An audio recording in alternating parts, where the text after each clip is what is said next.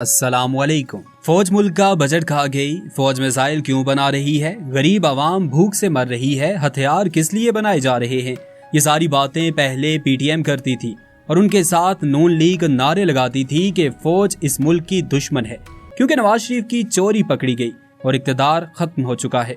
इसलिए हर गली हर मोहल्ले में फौज मुखालिफ बयानियां बनाया जाने लगा और आज वही कुछ इंसाफियन कर रहे हैं। हर तरफ फौज फौज और फौज हो रहा है। लेकिन अगर मिजाज बरहम ना हो और जज्बात को ठेस ना पहुंचे तो क्या आप बता सकते हैं कि यूक्रेन जब रूस के सामने खड़ा हुआ तो क्यों एक दिन भी ना टिक पाया। यूक्रेन की तो मैशियत भी अच्छी थी, दुनिया भर को बरामदात देता था, लेकिन वजह सिर्फ एक ही थी कि यूक्रेन ने अपने पड़ोस में बैठे खुद से बड़ी ताकत के मुकाबले में मैशियत तो खड़ी कर ली, लेकिन फौज और हथियार ना खड़े कर सका।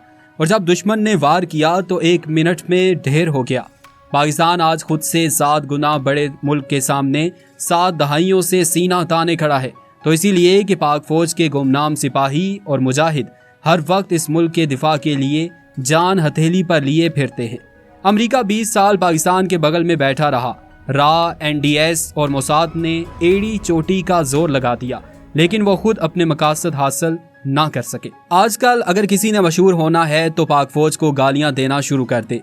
जज्बाती इंसाफियन ये सोचे समझे बगैर उसे स्टार बना देंगे।